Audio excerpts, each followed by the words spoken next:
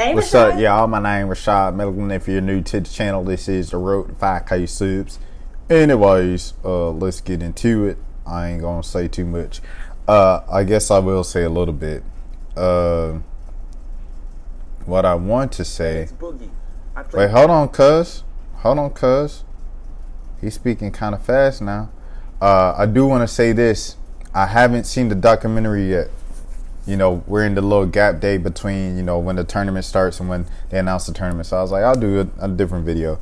I haven't seen the documentary of the Nickelodeon Exposed yet. I forgot the exact name of it. Forgive me for not getting the exact title of the documentary, but I haven't watched it yet. I did, however, read the Jeanette McCurdy book, like, when it came out a couple years ago. At this point, that was like 2 years ago. So I read that entire book in like the span of like a week or two. It's very interesting, a great book. Shout out Jeanette McCurdy. And, you know, sorry to all the victims that have come forth. I always believe where there's smoke, there's fire. If multiple people are saying the same thing, there's got to be something to it, some type of truth to it, some type of holding to it.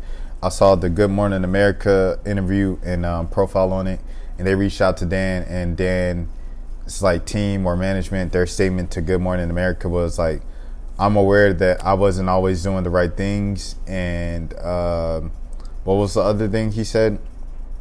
I apologize to anybody who didn't have the best experience at Nickelodeon. And it's like, if you're apologizing and you didn't do anything, like, what are you apologizing for? So those are just things that I know of going into it. Like I said, I haven't watched the documentary yet. I've seen this clip of Tebow, the dude from iCarly, the tacos guy, tacos on a stick. I've seen the clips of him on Twitter, but I had no idea that Dan Schneider was in this, and this was the Dan Schneider interview. Anyways, link to the original video will be in the description. I'm just reacting. Tebow on Nickelodeon's iCarly. I got a chance to watch the Quiet on Set program, and I reached out to Dan to see if it was something that he'd be willing to discuss. This man said, I watched it and then reached out to Dan to see if it was something he wanted to talk about. Quiet on Set just came out when? It's Tuesday now. The thing came out maybe Saturday. You know what I mean? So, goodness gracious, it's quick turnaround, huh? You hit him up and say, damn, we got to talk about this immediately. Let's go set up the cameras and the flags and then you did that, edited it and uploaded it in the span of like a 48. Come on, you know what I mean? Is to say that he said yes. Dan, how are you? I'm okay. I really appreciate you reaching out and giving me the opportunity to talk to you about what we saw. That man said, giving me the opportunity to talk about what we saw. Bruh, literally every story that has talked about you for the past, like, what has been probably about 5 years, has literally reached out to you and you've declined to comment, and majority of them, bro. This is crazy. Shoes is fire, I ain't gonna lie. The little vest is cool with the long sleeve, but you know what I mean? You got the net poking out. It ain't really helping your case right now. All right, this is not the time to joke. Over the last 2 nights. I'm really glad you're here because I believe this is important. For sure. We've got a lot of things to unpack. But before I dive into my list of topics that I'd like to discuss, is there anything you'd like to start with? Absolutely. Watching over the past 2 nights was very difficult. Me facing my past behaviors. Facing my past behaviors? Oh, so he just guilty. Oh, nah. So what are we doing? Why am I even watching this? It's 19 more minutes. He just admitted to doing it. So what am I missing here? What am I missing here? And then also to Nancy Classified, bro, because I got to get on y'all too. I love the Nancy Classified podcast, Survival Guide, Adult Survival Guide. I was a little hesitant, and I wanted them at the beginning, and I really wanted them to, especially Cookie, shout out Daniel Curtis Lee, Mississippi on, but I really wanted him to address the moment of Mo's when she was making fun of the black kids for dancing in the TikTok. And then, you know, instead of apologizing and having accountability, she just went into the camera and then like just put up a bunch of guilt tears in the camera. And Dan said he talked to her about it and everything like that. Like, they talked about it in Team Z. But at the beginning of that pod, that really rubbed me the wrong way from her. And I wanted to be addressed. And it was kind of addressed, like, in passing. And it was pretty much just Daniel saying, like, yeah, we talked about it. And she's got some things to learn. And, you know, I get on her about it. And whoop de whoop. But it was like they didn't get too much into it. And it's almost, it's kind of like, in retrospect, very disappointing that they didn't get too much into it, especially Dan, because Daniel Curtis Lee is someone who, like, on the podcast, like, talks about the deepest, just most philosophical things about life.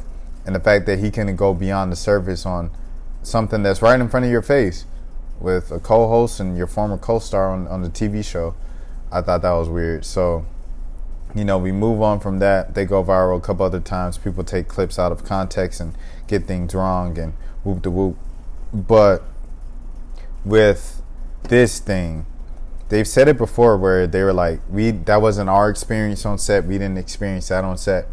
If that wasn't your experience on set, that wasn't your experience on set. Cool. You don't have to laugh about it and say, we survived. I can't believe it. When these people are adults that are older than you and saying that this scarred me this way, and they're going into depth about it in a documentary. Like I said, I ain't seen it yet, but for you to kind of just be dismissive of it and make light of it and make a joke of it when you weren't part of it. I understand making light of dark things. That's kind of like one of my specialties with my friends and homies and stuff like that. But, like, it's like, if I want a part of it, and my homies or my peers were a part of it, it's like we're all in this together. You know what I mean? And I'm jumping from place to place right now. But we are all in this together, and that's just like one of the parts, the reasons why things can never, like, you can get things done. Perfect example, women in the workplace. You see women in the workplace not getting treated well, not being paid equally, you know, short of lease when it comes to firing, being hired a little more leaning on the looks as opposed to, you know, different things, just abilities that a man would be judged on and hired upon, based upon. It's a lot of things, right? And it's like, it's up to the men to stand up and say something about it. I don't like this. I think you treat women like this. I think you do this. You have to take a stand and say something, or you just be quiet and keep taking the check. You know, a lot of people just be quiet, keep taking the check. Me, I can't go. I can't do that because that's just not how I'm built. I can't live my conscience.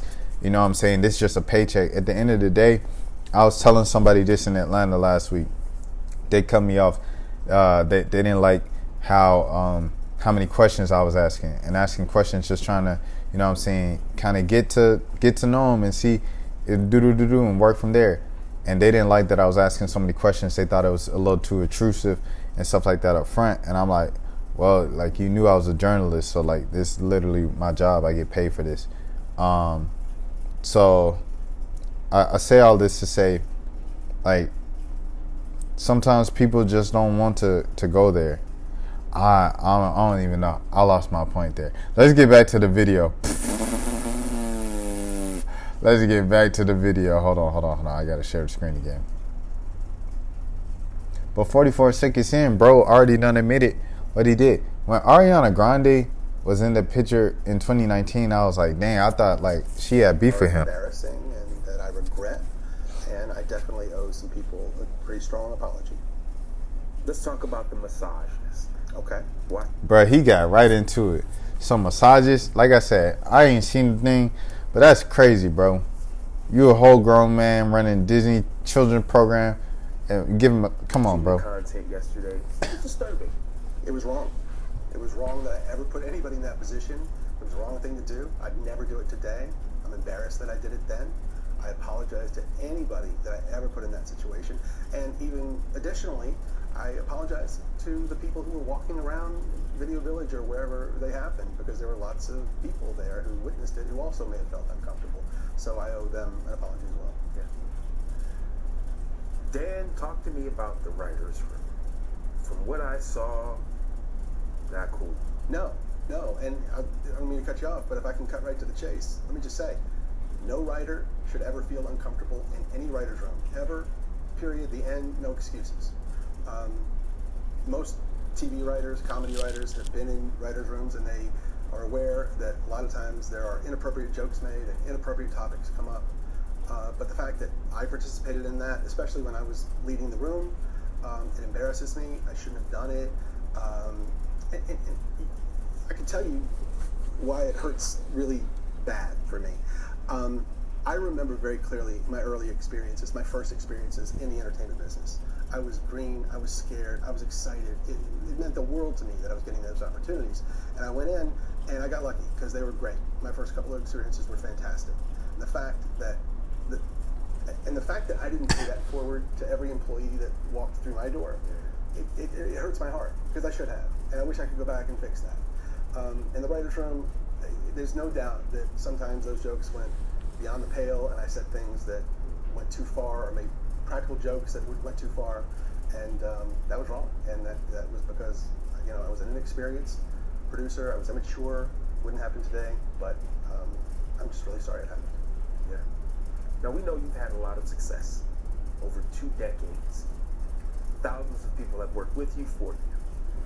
My thing for Tebow is like, why is Tebow caping for the man, bruh? Like, I ain't seen Tebow since iCarly, bro. And I think I remember seeing bro before iCarly and some other stuff. I might be tripping. But I ain't seen you since iCarly. But, yeah, they do have the iCarly reboot. So if he's in the iCarly reboot, that's his business. But, like, stand for something, bruh. Y'all just be standing for a check. Like, even doing this, bruh. Because one just posted on Dan Schneider's page. Hold on, let me see. Like, the stuff that folks do for checks, bro. It's sickening, bro. Sick business. Hold on. Hey, it's Boogie. Yeah. This was posted on Dan Schneider's page, bro. What are we talking about right now? What are we talking about right now, bro? So, you know what I mean? It's all for money, all to protect a check. It's nasty business. Y'all don't have no morals. Y'all don't have no backbone. Y'all don't have no spine. When somebody dangles a dollar in front of you, you know the little, Fisher hook, and he's like, oh, almost had you. And the person's like doing this for $1. That's a real life metaphor for how a lot of y'all be moving, bro. Couldn't be me, bro.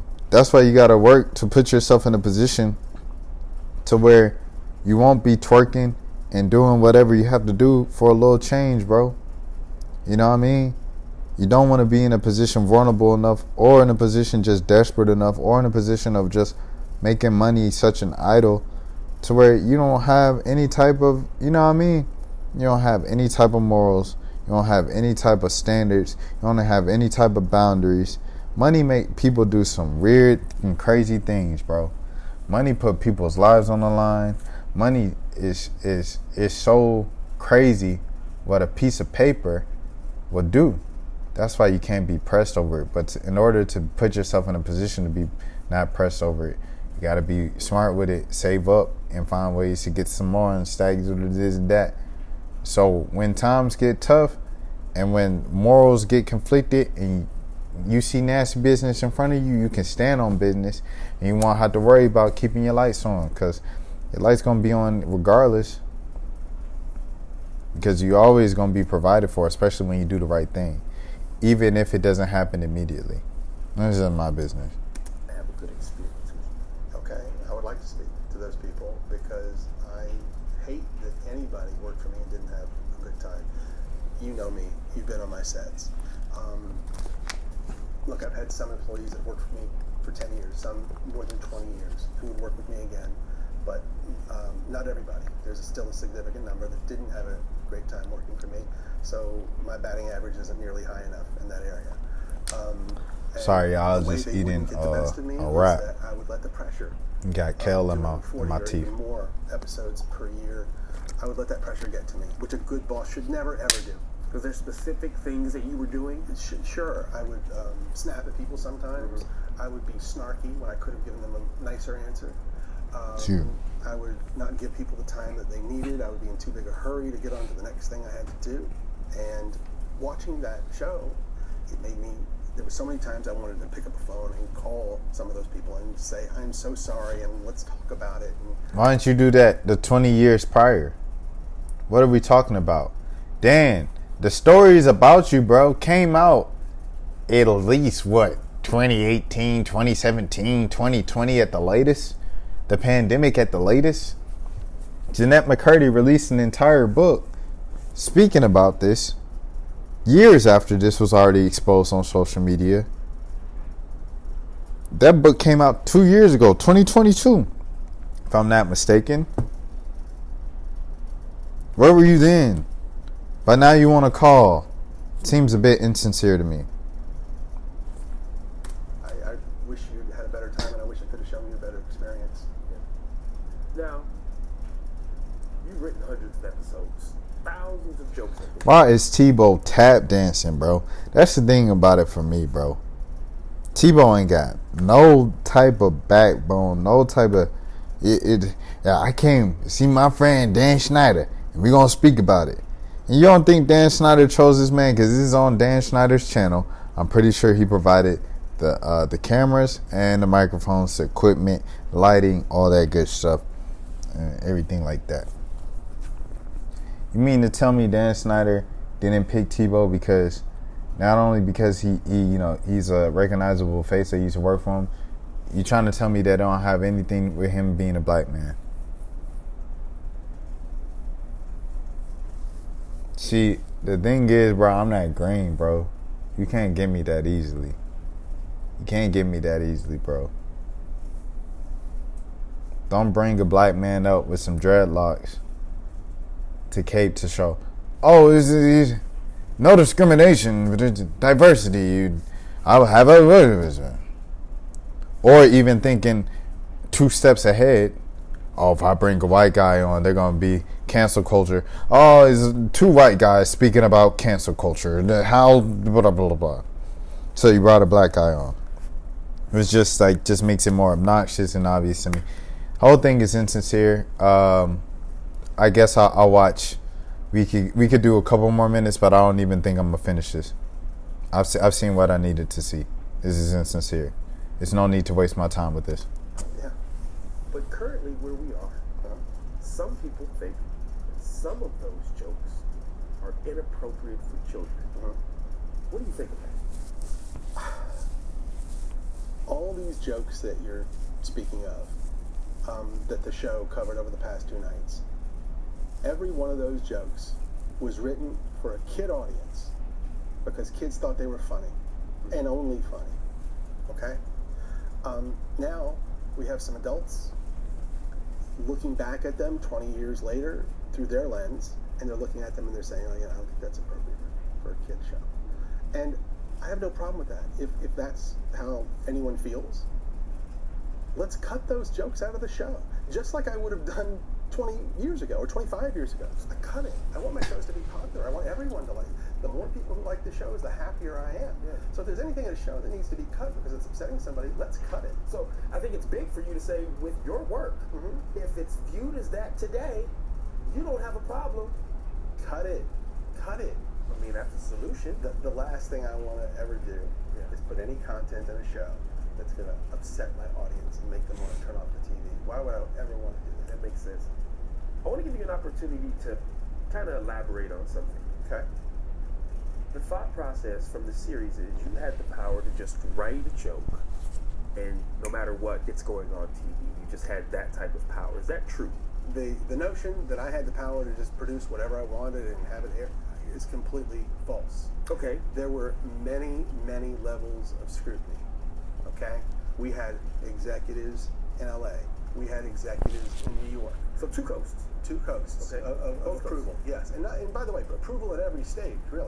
Okay. And I'm talking about wardrobe. I'm talking about makeup, sound, sets, dialogue, jokes, everything. Now, when you say approval, these obviously that's a hierarchy, not your colleagues or people in the room. Okay. No, not my colleagues. No, these are my bosses. Bosses, and then their bosses, and then their bosses. And they're approving all of this. Okay. Okay? And we're also... Tebow look and sound like he acting in this. I'm gonna look up the little Tebow thing that these folks talking about, the clip that's circulating that everybody's talking about. And then we're gonna call it a night on this one. I might react to Nicki Minaj and call it a night. Let me see. Tebow. Do I need to look up Tebow iCarly? Let's see, Tebow iCarly. Why is Tebow from iCarly? Tebow from iCarly, the Chargers, the best wide receiver now. Oh, he just joking about that. Here we go. Yeah, someone's like, hey, yo, is that Tebow from iCarly? Oh, he uploaded the full 19 minutes. Man.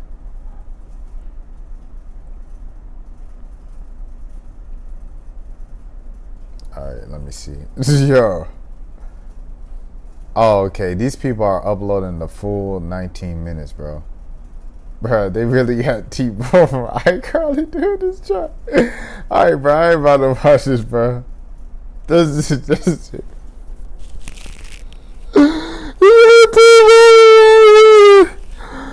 bro, you had the donuts on the stick. All right, anyways. If you're new to the channel, this is the road 5K subs. Maybe something he's saying at the end is worth it. I'm sorry, I gotta get. I'm gonna watch Nicki Minaj, man. Until next time, man. Y'all please take care of yourselves. Peace out.